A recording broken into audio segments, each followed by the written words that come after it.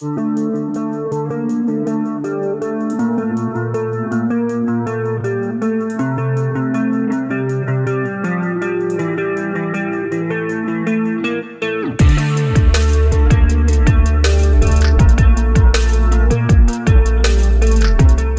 jazz musician who abruptly backed out of hosting a Christmas Eve concert at the Trump Kennedy Center is now facing a potential $1 million lawsuit.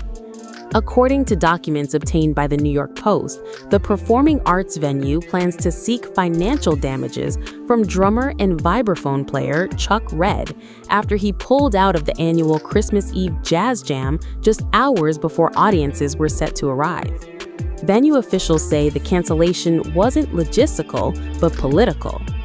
Redd has hosted the holiday tradition for several years, making his last-minute decision particularly costly, according to the center's leadership.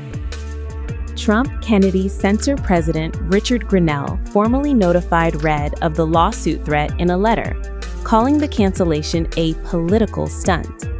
In the letter, Grinnell wrote that Redd's withdrawal, explicitly tied to the venue's recent name change honoring President Donald Trump, amounted to classic intolerance and caused significant harm to a nonprofit arts institution. Grinnell said the center will seek $1 million in damages, citing lost ticket revenue, donor fallout, and the disruption of a long-standing holiday event. "This is your official notice," Grinnell wrote, "that we will seek damages from you for abandoning your duties for partisan political reasons." In the same letter, Grinnell also took aim at Redd's past performance numbers. He claimed attendance for the Christmas Eve Jazz Jam had been lagging considerably compared to other holiday offerings at the center. Grinnell contrasted that with what he described as strong public interest under the venue's new chairman, saying the difference in turnout was drastic.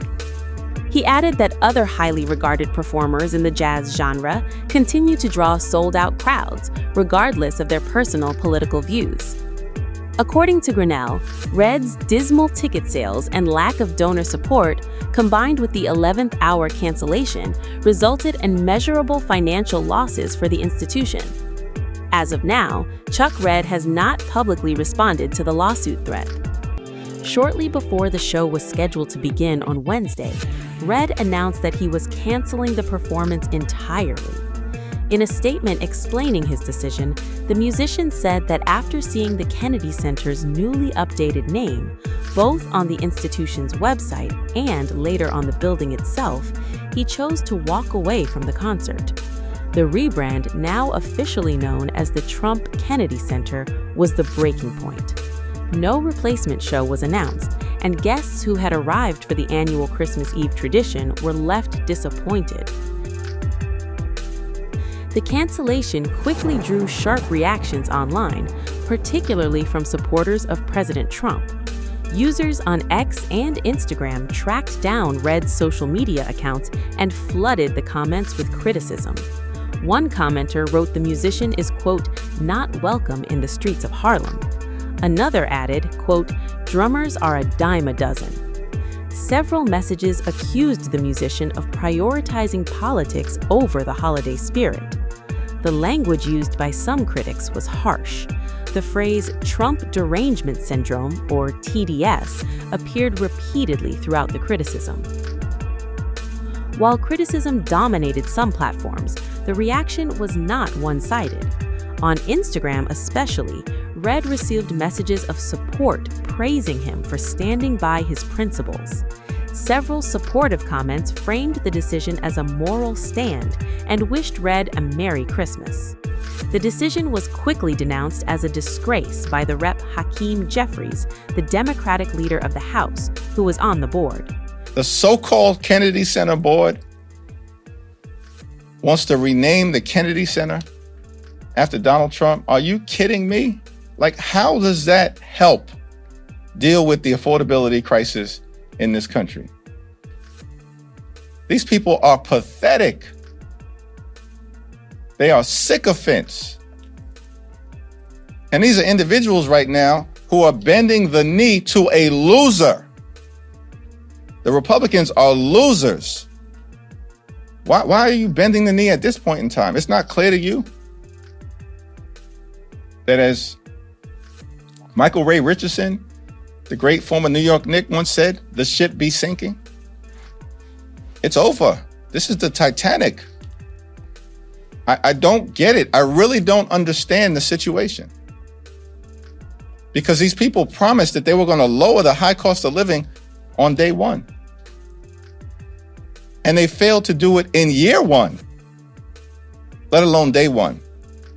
And now their holiday gift to the American people is to continue to try to block our ability to extend the Affordable Care Act tax credits, but they want to rename, allegedly, the Kennedy Center after Donald J. Trump. These are sick people. Something is really wrong with these folks. And here's the final thing. They don't have the power to do it. Only Congress can rename the Kennedy Center. The wannabe king and his sycophantic minions can't do it.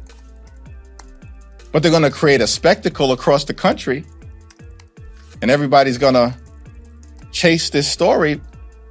But how does that actually help the American people who've already been convinced that Donald Trump is not focused on making their life better? The whole thing is extraordinary. And it's another indication of the fact that things have fallen apart quickly for Donald Trump and the Republican Party.